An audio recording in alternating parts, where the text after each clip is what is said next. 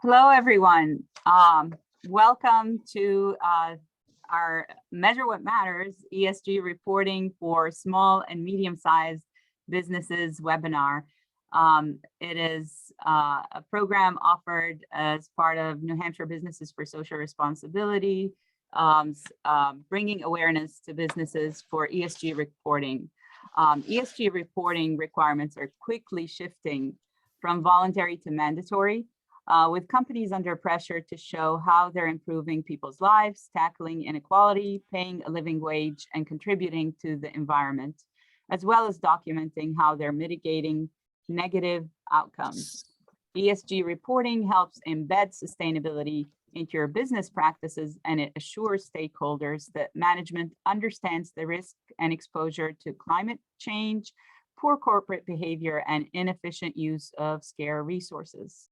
And it's working to make the business more resilient. The problem is medium to small sized companies don't usually have the staff or the ability and resources to publish these heavy duty sustainability reports. So our speaker today is going to bring insight into ESG reporting for small and medium sized companies. We are honored today to have a member who's an expert on the topic.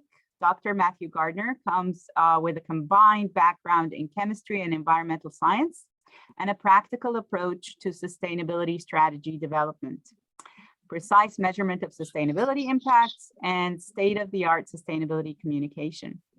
He brings a multidisciplinary approach to his work that unites technical, quantitative expertise with a commitment to clarity and pragmatism. Matthew holds a PhD in chemistry, spent 10 years on the staff of MIT, and teaches sustainability strategy and entrepreneurship at Harvard University Extension School. I had the pleasure of helping him out in a couple of his coursework there, his courses. Welcome, and I will hand it over to Matt and stop sharing.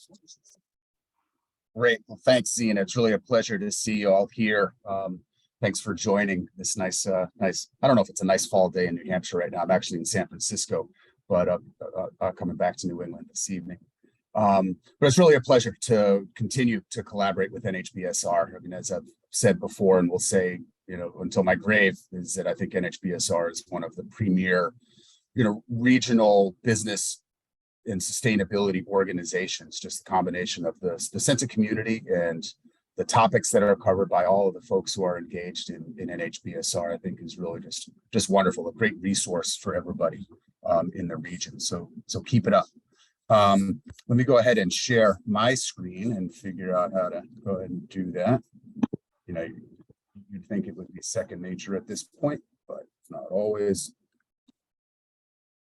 Let's see here.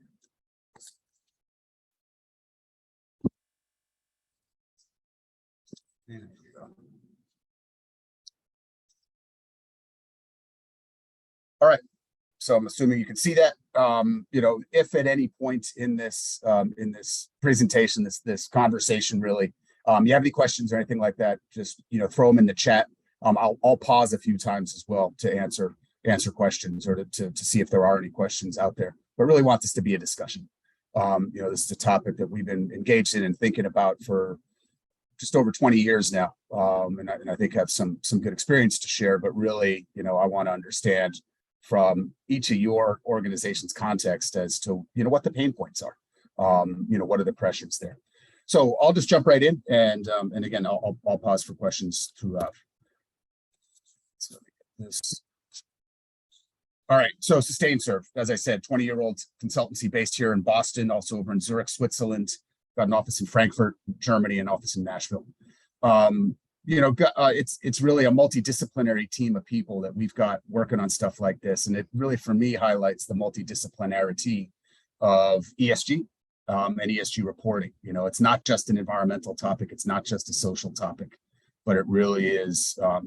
It cuts across organizations. As a result, we put a team in place who I think helps us cut across organizations and look at things from a strategic perspective, from a quantitative, data-driven perspective, and lastly, from a communications perspective. All of those things are things that need to be brought to the table in order to build a good ESG program and then to talk about it internally and externally with your stakeholders. This is just some of the work that we do. I'll share these slides afterwards for whoever's interested. Again, strategic data, communications work. It's everything from looking at peers and competitors. What are they doing? How do we fit into that ecosystem? How do we compare there? From a data side of things, it's simple greenhouse gas inventories to what are called science-based targets. So setting greenhouse gas targets that are consistent with the goals of the international climate agreements that are out there, or even net zero targets, going to net zero greenhouse gas emissions. All of these things play a role in ESG programs and communication. And then lastly, the communications part of this. And this is where it can, all of this stuff can get complex, but at the same time, I think there's very practical roadmaps that we can collectively draw through this landscape to help companies, small, medium, large, achieve your goals. And I'll talk about some of that here today. Some of the companies that we work with, again, this just shows the breadth and depth of the issue. You got everyone from large financial services companies to retail, to chemical companies, to energy companies, to consumer products companies, electronics, beer companies, who are all thinking about this. They're all being confronted with pressure from various angles to be chewing on this and to be positioning themselves as companies who have engaged in the topic in a thoughtful manner, who have kind of hopefully strategically prioritized what they should be thinking about. And so, no one's immune from this, I think. More and more, we're going to be seeing just the pressure increasing steadily across sectors for companies to be doing this, whether you are a big, large, global 1,000 company, or if you're a small and medium-sized enterprise that sits in the supply chain or in the value chain of some of these companies. It's coming if it hasn't yet already. So let's just kind of level set here on what is ESG, environmental, social, governance. In terms of terminology, the kind of term of art now is ESG. That's what a lot of people are talking about. But really, it's ESG, it's sustainability, it's corporate sustainability, it's corporate social responsibility, it's corporate responsibility. You can call it all kinds of things. And oftentimes when we work with our clients, we'll just defer to whatever legacy terminology they've decided is important. Let's just use ESG here. I may slip and go back and forth between sustainability and CR and all that other stuff. So forgive me if it causes any confusion. But the idea really is that these topics are all topics that, these kind of overarching topics are all areas where we collectively as the business community have realized that there are sources of potential risk, potential opportunity, where we need to pay attention to them. We need to understand them and understand how they may impact our companies.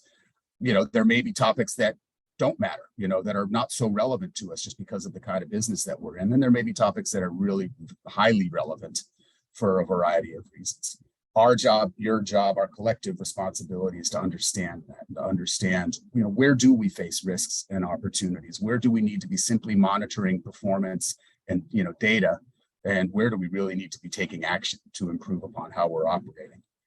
So under the environmental topic, again, this is not an exhaustive list, just the kinds of things that companies are being asked to think about. So under the environmental topic, it's climate change, climate risk, obviously related to energy usage, water, materials usage, waste streams. Those are all the kinds of things that fall under that topic. Under the social topic, human rights, health and safety, labor, child labor, forced labor, DE&I, diversity, equity, inclusion, super important for a variety of reasons. Community engagement. Again, just some examples, not an exhaustive list, but just some examples of the kinds of topics that companies, are thinking about under the social umbrella. And then lastly, under governance, are you managing yourself, and do you have systems and processes in place to pay attention to good business ethics? What about your board? Who's on your board? Why are they on your board? What's the diversity of your board? So board composition, stakeholder engagement, shareholder rights. How do you engage with shareholders? What kind of rights do they have in the organization? Again, these are just a few examples of the kinds of topics. So it's, no longer, and I'm kind of preaching to the choir here, but no longer is corporate sustainability simply just an environmental topic, simply putting solar panels on your roof and reporting on greenhouse gases, albeit, that's important, of course, but it's really a broader set of activities and topics that companies need to consider. And like I said before, part of the job that you folks have as business leaders is to be thinking, all right, out of this list, actually a fairly, a broader list of topics, what are the 6, 8, 10 issues that we really need to pay attention to, that we need to cover as an organization, and so that we can make sure we're covering our bases and we're telling a credible and comprehensive story about how we're doing with respect to ESG related stuff. So you can talk about reporting, and that's what we're here to discuss today. So why report? Why talk about this stuff? And there's a variety of reasons for doing it. And I'll just run through a few examples that I think are important. One is that there's interest from investors in disclosure. So if you are publicly traded or even privately held companies, we have a few clients where they have PE firms, private equity firms, who are the majority shareholders, who are interested in the companies in their portfolios and operating in such a way. But I like to throw this quote up, or and there's each year a new quote from Larry Fink or some of the leaders of top asset managers comes out, basically saying this is a topic that's important to them. They need to be, the companies that they invest in, the companies whose shares they hold, they need to be, addressing these issues because they see it as a responsibility and as a source of potential risk. They want to know that the companies whose assets they hold have looked in the nooks and crannies of their organizations to uncover potential risk. So that's, that's an important topic there. This is a slide I like to show, which is a screenshot of a Bloomberg terminal. Bloomberg terminal is one of the data sets, or one of the systems that a lot of asset managers use in order to monitor various key metrics around the companies that they're looking at. And this is a screenshot of the sustainability screen for this. And if you look closely in this, you can see they've got things like greenhouse gas per dollar of revenue, energy per dollar of revenue, various ratings and ranking scores, Robeco SAM, Sustainalytics, Bloomberg, ISS, CDP. So they're looking at this. Something that I want to make clear to people is that, investors all look at this through their own lens. They all have their own approach, their own methodologies, their own priorities around this. So if you have a bad score from, say, ISS or Sustainalytics, is that a fatal blow to being invested in? No, not necessarily. If you don't stack up well in terms of greenhouse gases per dollar of revenue, is that a fatal blow? No, not necessarily. The investors will all make decisions, but they are data points that investors are paying attention to. And so just want to make that clear as well. Employees, people more and more want to work for companies with whom they share values. And the data is becoming increasingly clear. And this is a study that came out of Mercer recently, where basically they're looking at correlating satisfaction against ESG scores. And they're seeing that the top employers by employee satisfaction metrics are also outperforming in terms of average ESG scores. And so, and there's other studies that have very similar. There was a LinkedIn study that came out recently that also had a similar outcome there. Young millennials, who are out, looking for jobs, are more and more drawn to companies that are, good, values-driven organizations. All things being equal, this is a crazy job market, and crazy economy right now. But I think this data stands on its own and speaks for itself. Is it true in every single case? No, of course not. But I think it's something that employers are needing to consider when they're thinking about hiring, recruiting, and retention strategies. Similarly, top employers by attractiveness to students and young professionals. My point about young millennials, again, higher scores for those who are outperforming in terms of ESG performance. So investors are interested in it, employees are interested in it, and also increasingly customers. So if you're sitting in the value chain of a Fortune 500 company, or not, customers are wanting to do business with other companies that they, again, who share their values, who they see as being good performers with respect to risk management. And so it's just another driver. This is a paper that came out this last summer from Harvard Law School, from their forum on corporate governance. It's a great resource for folks. So, dig around on that website, because there's some really interesting studies that they do. And basically what they're saying is that, as the world of ESG rapidly evolves, businesses are interested in finding risks, even kind of hidden risks. And if companies don't take the time to identify and mitigate those risks, sometimes they can result in reputational, operational, economic losses. And of course, as If you are looking at your supply chain, you want to mitigate, you want to minimize that stuff. So customers are thinking about this. Another data point, CDP, Carbon Disclosure Project, supply chain program, where this is where companies can go in and request that their suppliers provide climate relevant information to them. We're just seeing increased participation in this, where more and more companies are being asked to by their customers to be providing data. A lot of this, or a good bit of this, is driven by an increase in interest in what's called Scope 3 greenhouse gas emissions. Scope 3 greenhouse gas emissions are those that come from your value chain, products and services that you purchase in order to run your business, among some other things. Companies are being asked to quantify their Scope 3 emissions, and this is one tool that people can use to do it. So it's a data collection and a reporting approach that is increasing in importance here.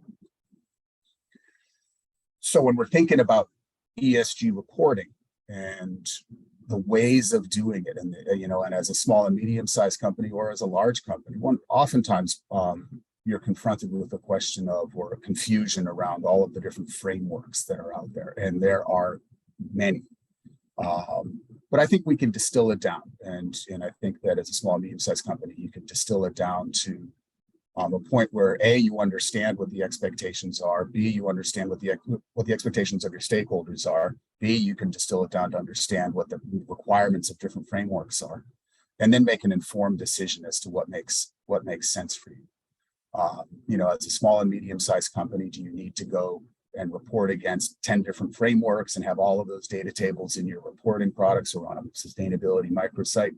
No, you don't.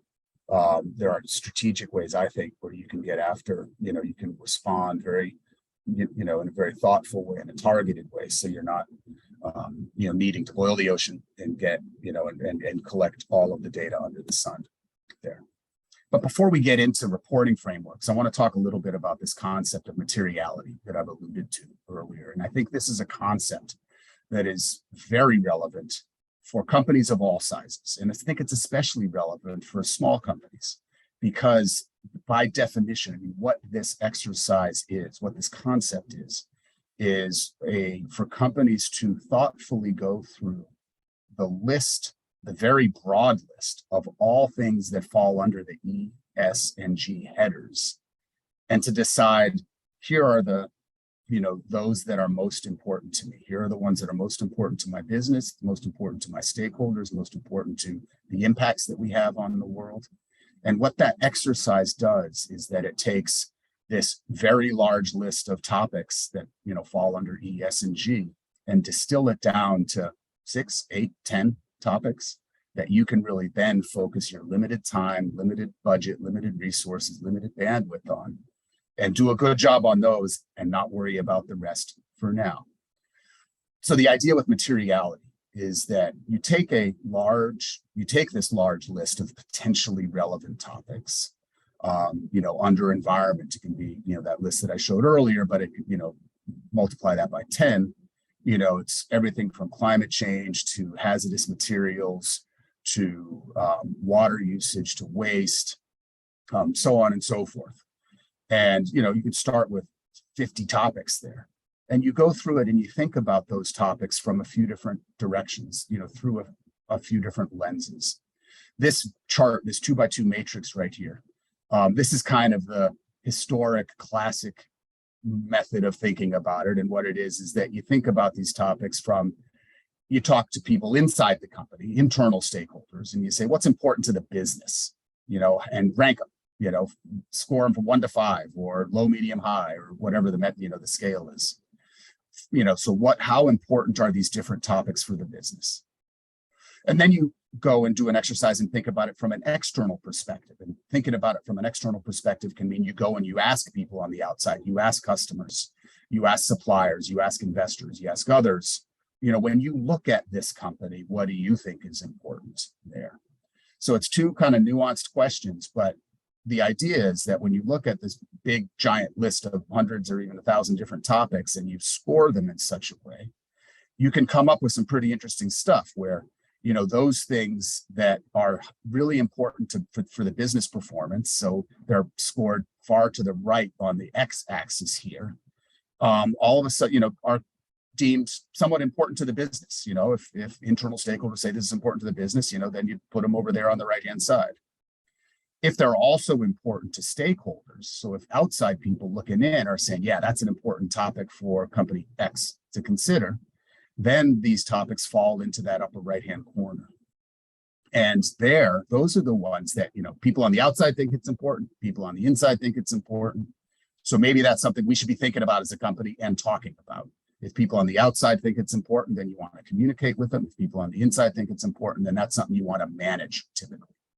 So if it's up in the upper right-hand corner, then we can consider it relevant for strategy or relevant for the business and for internal and external communication for reporting.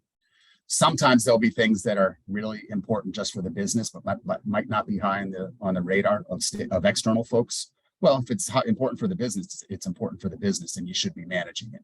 And so you want to keep that in mind and be putting management systems, management processes in place to make sure you're covering them. Similarly, there may be things that are important to external stakeholders just from a perception perspective, where they're saying, hey, this is important for, we think this is important for this company, but the business people, the people on the inside say, yeah, not really. But in that case, so if you've got external stakeholders who are thinking that something is important for your business, maybe it's something you want to communicate about. Maybe it's something you want to get out ahead of and provide some information about it so that there's not a mismatch between what people on the outside are thinking and what you're thinking. It's just a good communications exercise. It's kind of classic stakeholder engagement stuff there. But this is a tool that can be used to decide, first of all, what needs to be incorporated into our ESG program. And it's a good tool to use for, what's important to include in any reporting processes that we do. The labels on the x-axis can change. There's a variety of different schools of thought and methods and things. There's a concept called double materiality, which is important in Europe and here in the States as well. And basically the axes are, where does my business have big impacts on the world is one axis, and what topics have a big impact on my business. So it's kind of outside in and inside out perspectives. That's another set of axes that you can think about here. We can get into, there's a whole long conversation. I spend, 2 hours, on evenings in the spring talking to my students about materiality and the various schools of thought there. So I don't want to, drive it into the ground here.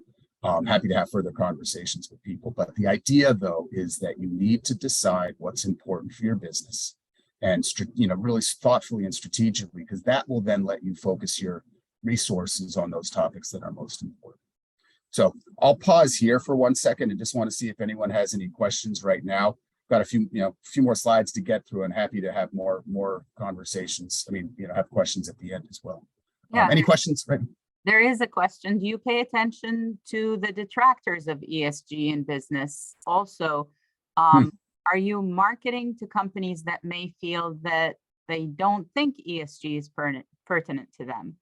And that's a great question. And, I've got a couple of answers to that.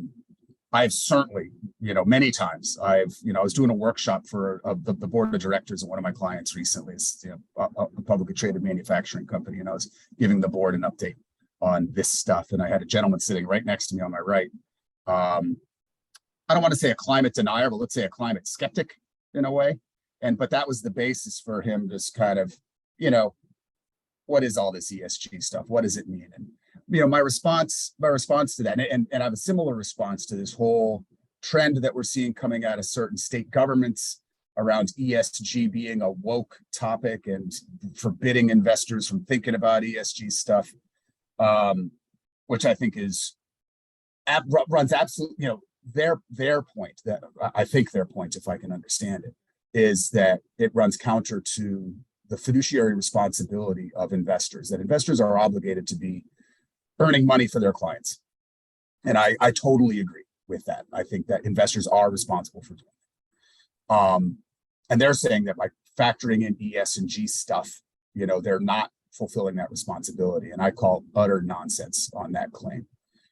The fundamental principle, I think, here is that by thinking about environmental social governance stuff, what you're doing if you're doing it right, what you're doing is you're looking for risks and opportunities in your business.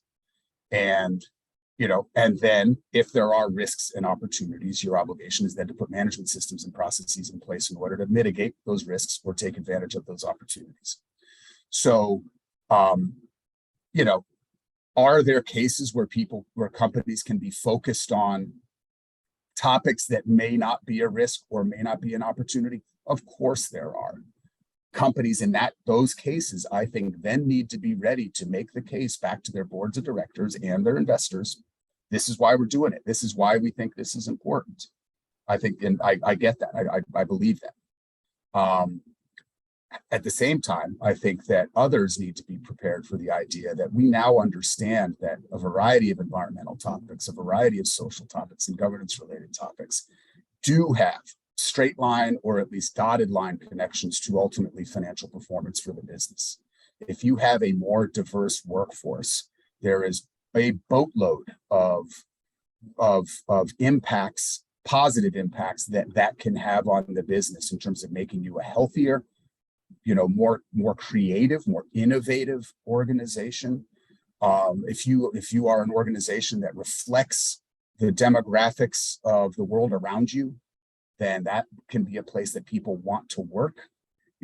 So there's just all kinds of ways that we now are understanding that this stuff can contribute directly or indirectly to business performance. And so for someone to say that we need to wholesale just ignore this ESG topic, I think is nonsense. It is the fiduciary responsibility of these organizations to be considering these topics and making the cases to why it's important. So that's my rant on that. I can rant for another hour on that. We have another question. You mentioned that the topic list of ESG that you should consider is really wide and broad, and you put a few up there. Where can you access the big list of topics for ESG that you should consider? Great question. One of the things, and I'll talk about as I get into frameworks, I'll talk about it a little bit, but one of the, there's a few sources there. And we have a process that we go through, but I would look at one of the reporting frameworks that is commonly used is what's called the Global Reporting Initiative, GRI.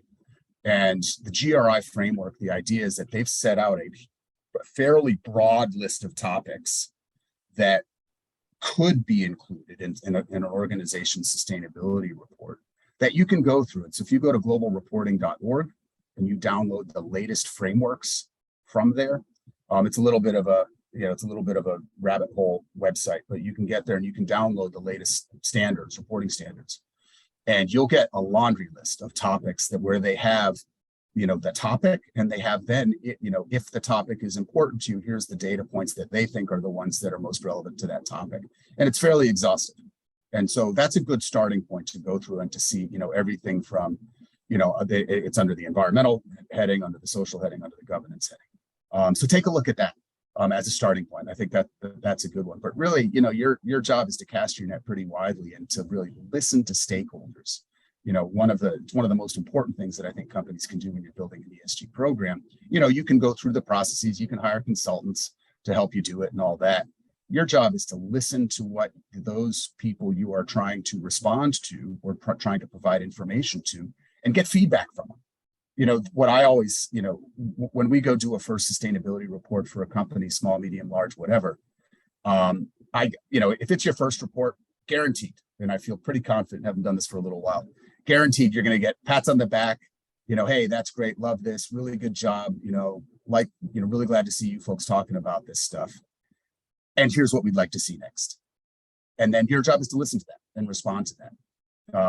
So they may say, all right, really glad that you did your greenhouse gas inventory and you're reporting on that. What are your goals? Okay, let's talk about that. Let's think about goals. Or they'd say, yeah, we'd like to hear, you talked about diversity, equity, and inclusion. That's great. You talked about employee demographics. What programs do you have in place around recruiting diverse talent? Okay, let's talk about that. So it's this iterative, continuous improvement process for doing ESG stuff and for doing ESG reporting. Listen to your stakeholders, internal and external, because they will help guide you in the direction that you want to go over time. All right, I'll keep going, and then we'll have some time for questions at the end as well. So this is a slide, again, I'll share these with you. This is just very, there's tons of frameworks out there that companies can be reporting to. And I don't want people to be overwhelmed by this, but, over on the left, kind of what we call comprehensive ones, cross-topic, cross-industry, principles-based, GRI, SASB, Sustainability Accounting Standards Board, the World Economic Forum, IDC Framework, UN Global Compact, OECD, SDG, I mean, you name it, they're all out there. And, people do get overwhelmed by this and all, but at the same time, I think there's some pretty straight line paths that we can map through this landscape or this soup of stuff that is very relevant here. So just to talk about a few that I think are ones maybe you as a small, medium-sized company could consider as interesting if you want to do a framework. And I'm not saying you have to do one. But if you want to do a framework, I'd look at GRI, I'd look at the Global Reporting Initiative. This is a screenshot of just what's called a Grni Index, which is essentially a table of contents in a report. I forget which client this was for, but what you can see though, is you can see on this is that there's disclosures up in the top where it says 102.49, 102.50, 102.51. These are just kind of boilerplate disclosures. And again, I just took this from the middle of the index. There is a 102.1, 102.2 and all that. But the ones at the top are boilerplate, just general disclosures about the company. Date of most recent report. What's the reporting period? Who's the contact point for questions? So on and so forth. Then what you're doing is you're getting into below that where the line that says material disclosures, then you're getting into the material topics. You're saying, here are the issues that we think are most material to our business, and we're going to talk about them here in this report. And so, and again, there's all kinds of nuances and technicalities about a GRI index. But really, that's the idea in the Global Reporting Initiative is you are defining what's material for your business, and then you are talking about it. You're disclosing information about those topics. So it gives you some latitude. What I like about GRI is that flexibility, is that it gives you that opportunity to say what's relevant or not for your company. One of the knocks on it, and there's some, is that it doesn't always allow an apples to apples comparison. So you could have two companies in the oil and gas industry or two companies in the pharmaceutical industry who are talking about different things based on the nuances of their process. They may have decided that different topics are relevant. So to compare company A against company B can sometimes be hard. And so that's one of the knocks on the Global Reporting Initiative. But this is GRI is one of the original frameworks, out there. It's been around for decades. Started the genesis of GRI was actually down in Boston. It's now run out of a nonprofit or a foundation in Amsterdam. So that's GRI. All right, SASB, the Sustainability Accounting Standards Board. This is a newer framework here. The difference between SASB and GRI is that SASB is designed in a sectoral basis. So there are different sets of standards, different sets of disclosures, depending on the sector that you are in. Yes, you can define what sector you're in, but they do a fairly decent job of kind of aggregating them together. And so on the left here, we have the software and IT services standard. On the right, we have the industrial and heavy machinery standard. There are some cases where companies fall between the cracks, so they don't really perfectly fit. That's a detail we can talk about. But really, in the SASB framework, they're saying if you're in software and IT services, some of the topics that we think that SASB has defined as being relevant are environmental footprint of hardware infrastructure. So if you use data centers and things like that, we want to understand the footprint of that. Data privacy and freedom of expression. They think that's important for the software and IT services. Kind of makes sense. What are your policies, practices, data points around data privacy? Data security, another very important point for these folks. Sometimes SASB or other standards ask you to disclose stuff that's pretty sensitive. For example, we've done a bunch of work with software companies where they look at this data security disclosure, number of data breaches, percentage involving personally identifiable information. And the heads of IT or the heads of security are looking at us and just saying, there is no way we're talking about that. And so you can choose to stay silent on something if you wish. So, which actually raises a point here. People look at these frameworks, they look at GRI, they look at SASB, and they say, whoa, we can't report on all of this. We can't do that.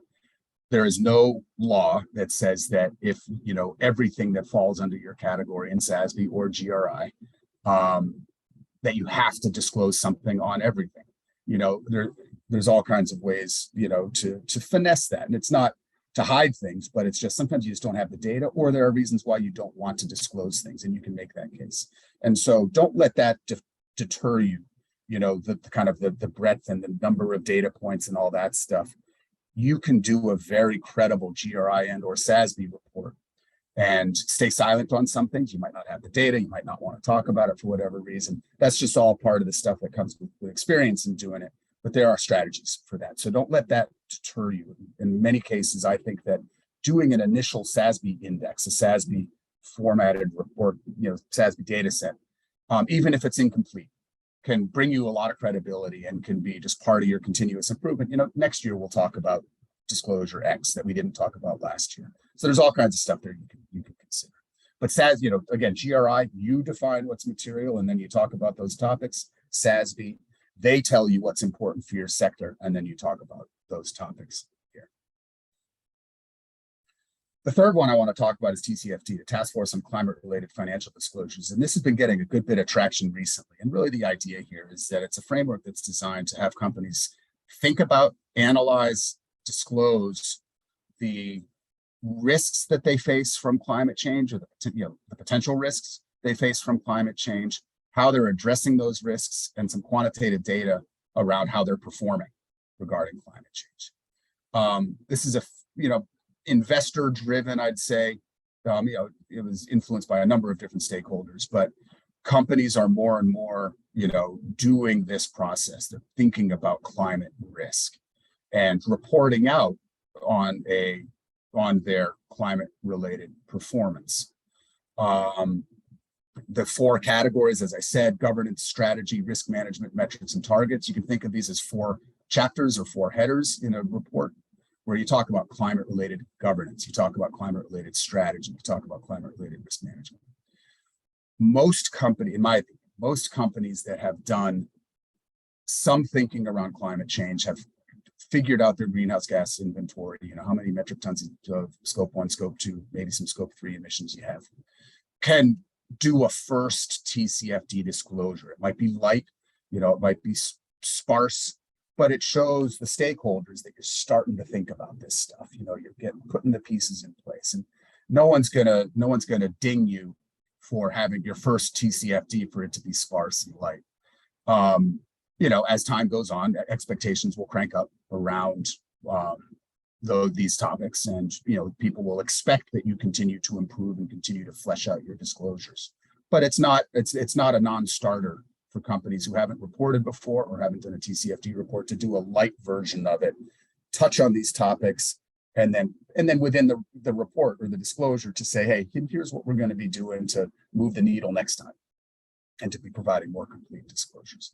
So I mentioned GRI, SASB, TCFD. In my experience, if you are thinking about a framework for your report, if an external stakeholder, if an investor, if a private equity firm, if a customer is saying, hey, we want you to do a report that's structured around one of these frameworks, then I think these 3, in my opinion, are kind of the most credible, or will tick a lot of the boxes. There are people, again, that they can seem quite intimidating, but I'm also quite confident that once you dig into them, once you read into them, you can provide a good bit of the information and do it in a credible way, where whoever's reading it will say, yeah, they're thinking about GRI, they're taking a first shot at it, it's good. If you are not interested in doing a framework, that's fine as well. What I would recommend, though, is that you talk about in the report, you have a chapter, you have a heading that says, here's how we determined the content of this report. Here's how we decided what the topics are that we're going to include here. So you talk a bit, you interviewed, you had discussions or workshops with senior management, maybe with some customers, maybe with some investors, to say, hey, what would you like to see in an ESG report? What do you think is important? My opinion is that just having that discussion can just show that you've thought about this in a structured way. You're focusing on those things that are relevant, and you're not spinning your wheels on things that aren't relevant. One last just kind of comment back on the materiality topic.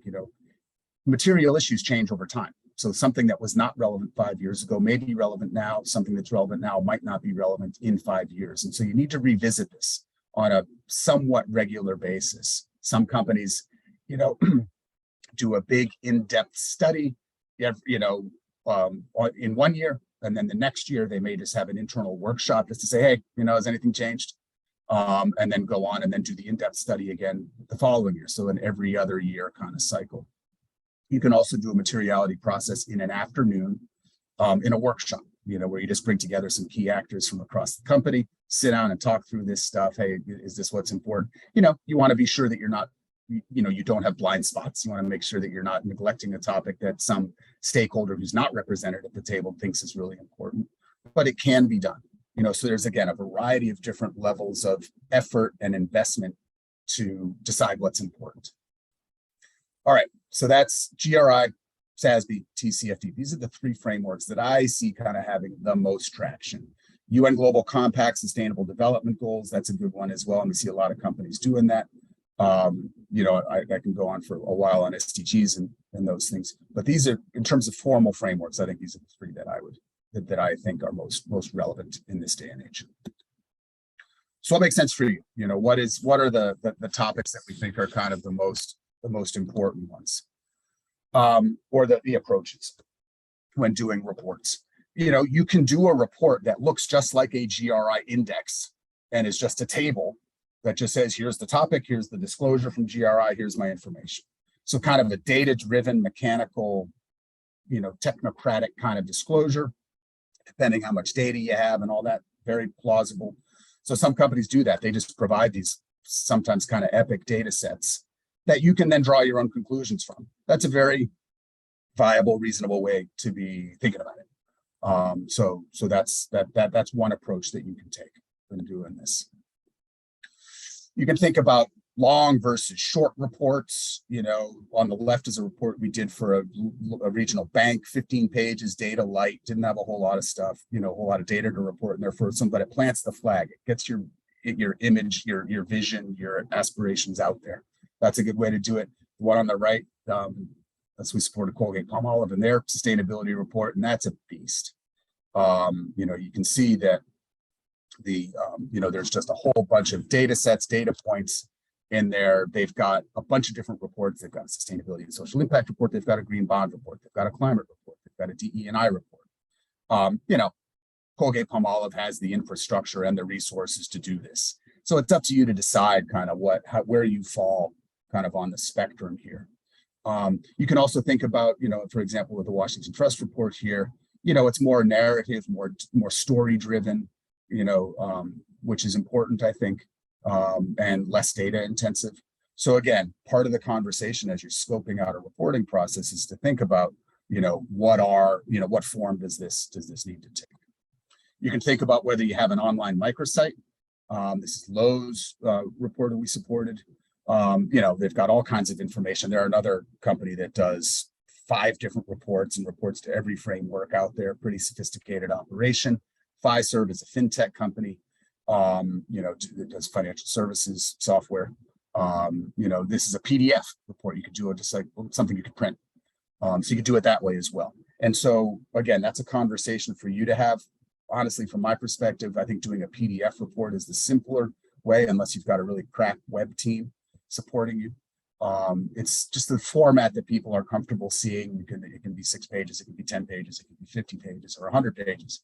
And it just tells the story in a visual way there.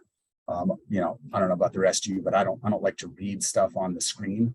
So I like having a PDF. I can either print it out, or at least I can, it looks like paper. I can put it onto an iPad or something like that and go through it in a way that just works, I guess, for me. So the process, if you're thinking about doing a report, small, medium, large, doesn't matter. There's just a flow, I think, and this is something that we've picked up over, doing, I think this year we'll top 300 reports. It's just a general kind of flow here of stuff. What you want to do is just really understand, what are we trying to accomplish as a report process here? And so you kind of decide whether you're going to do a framework. You decide who needs to be involved, who are the actors there, who's in charge, who's leading the charge on this. You might, if you decide that you want to do a GRI report or a SASB aligned report, then you want to say, okay, let's do a gap analysis exercise. Are there gaps in what we have? What gaps are there? Are they important or not so important? You can take a look at what are our peers doing, our peers and competitors, so if that's an important calibration point for you, are we aligned? Are we staying in line with what those are doing? Or maybe there's a key customer who asked you to do a report. Well, what are their expectations? So you can, once you figured out who's involved internally in the organization, then you can talk about, okay, what shape is this going to take? Then you get into kind of this report planning and concept where, again, it's, format, content structure.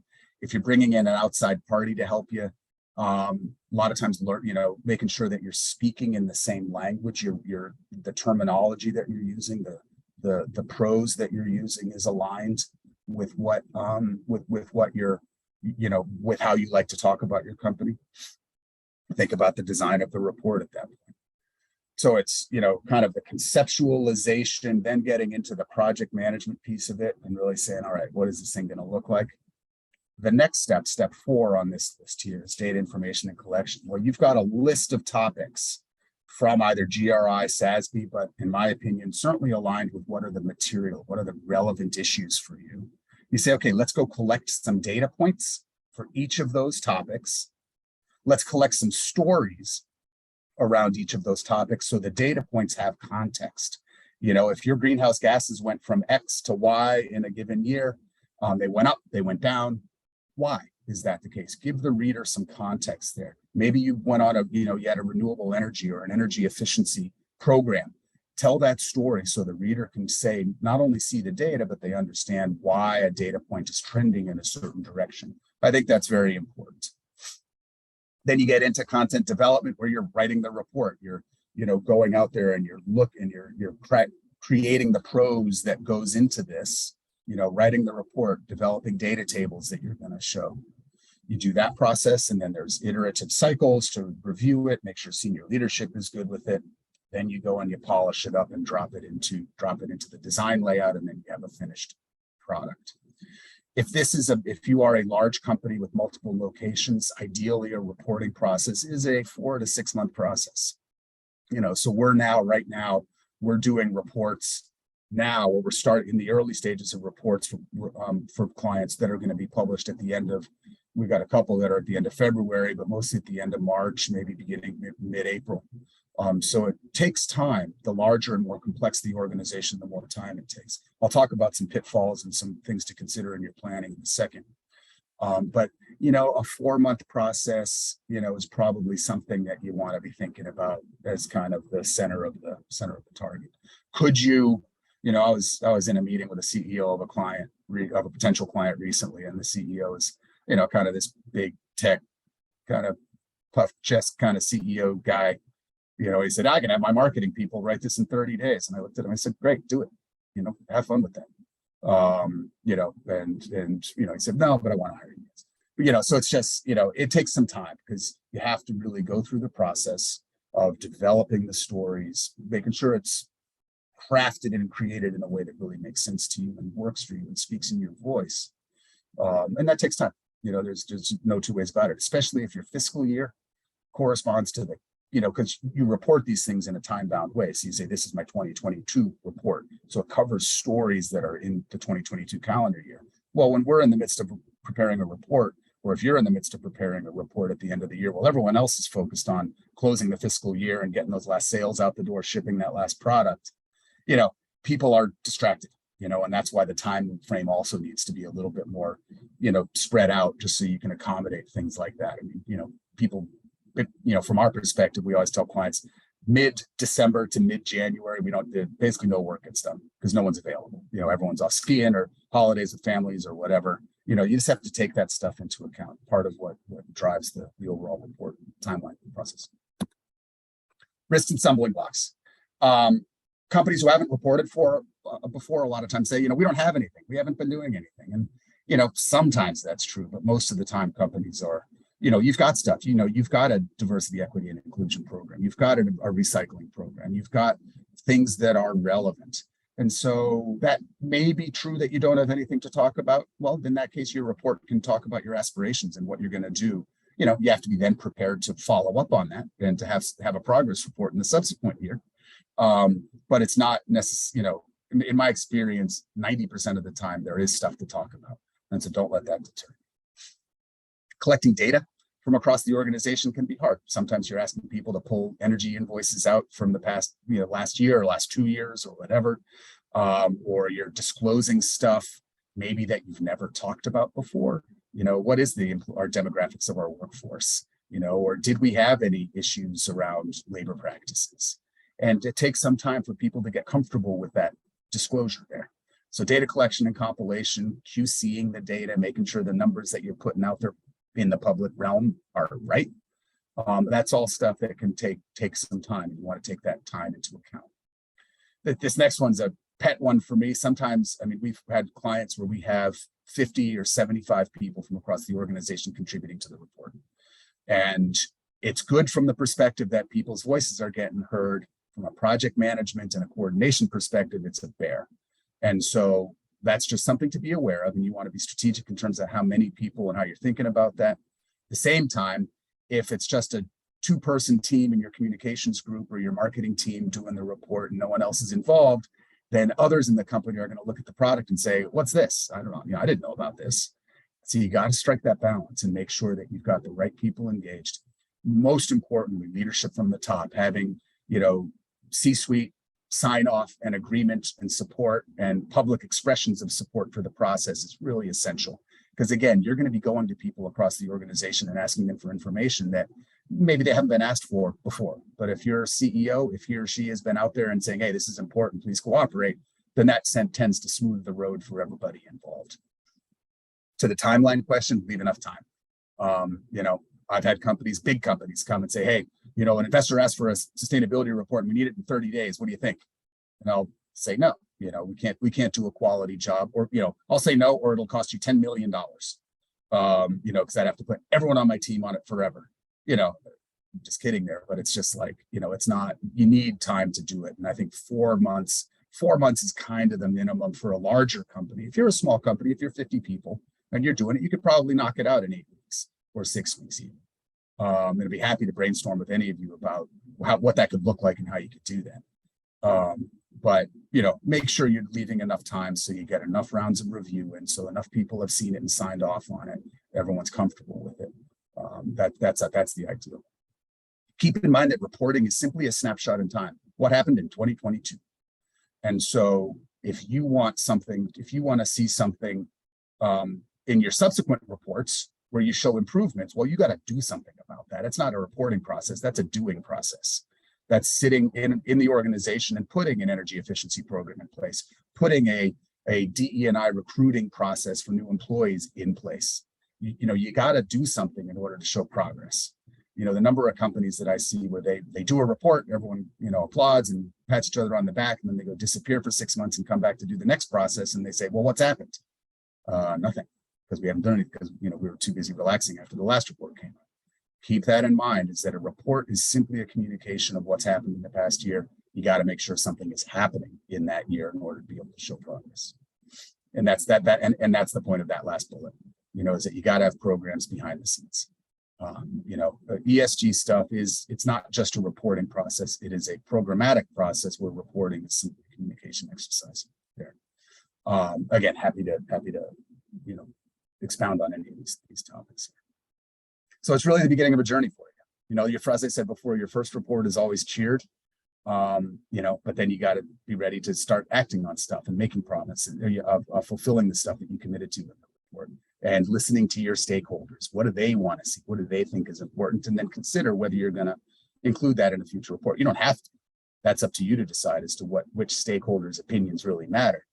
But you want to, you know, take that into consideration. Balance recent performance, so what I did in 2022 with what I'm committing to do in 2023. What are my goals there? And so I think that's an important balance to strike within reports. You know, give people a picture of how you performed, you know, coupled with an indication of what your aspirations are in the future. Mix both stories and data. So if a data point moves in a certain direction, why? What drove that? Good or bad? And then talk about how you're going to build on that or how you're going to improve on that. Reporting supports gap assessments. What I mean by that is that oftentimes, this materiality process, you'll come up with a whole list of stuff. You come up with 6, 8, or 10 topics that are important, and then you'll kind of go to collect data, and you'll say, we don't have any system in place to collect this data. We don't know the answer to that. Well, that's okay, and you can say that.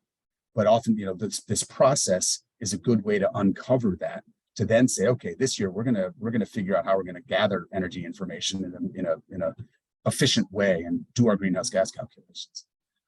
So that's an important thing to keep in mind.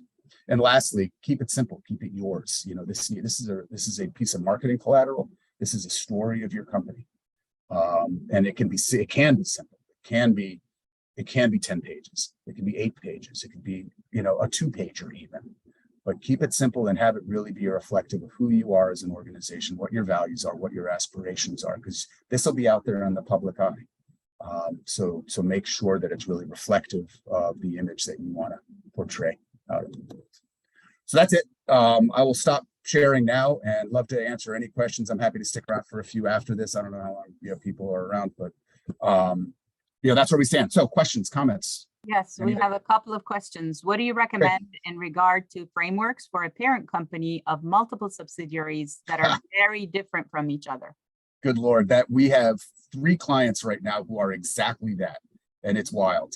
One of our clients has, they're multinational. They've got 100 people at corporate headquarters, and that's it. And then they've got 12 highly autonomous operating divisions that simply report P&L back to the mothership on an annual basis, and that's it. There's no other control, in place. And so, that's a challenge.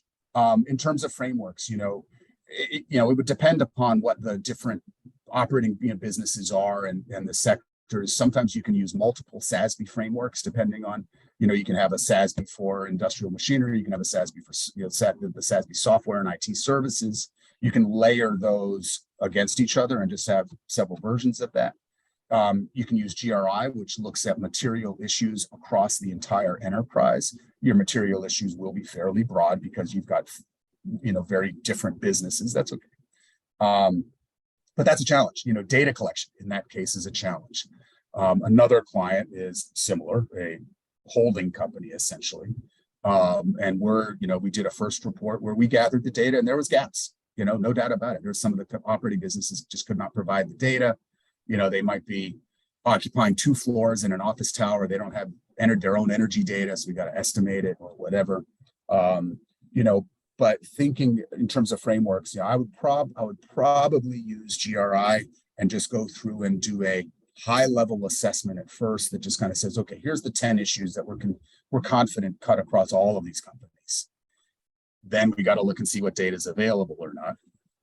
I'd probably start that way. But it's a challenge. You immediately drilled right into one of the more challenging kinds of clients and kinds of companies for this kind of stuff. So kind of a non-answer, but, hope that helps. And I'd be happy to, jump on a call and just download with you more if that's helpful. The next question is kind of a good lead into our own program. So if you don't mind, I was going to bring in Jesse to answer some of this Awesome. and promote our own program, but I allow you to answer it right after. So any recommendation for a small practice, like a micro small businesses, 1 or 2 people for ESG reporting? And I'll add Jesse's pin, and he is an NHBSR board member and our chair of the Measure What Matters committee. Great. Thank you, Zena. And thank you, Matthew, Dr. Gardner, for what an amazing overview of the programs that are available.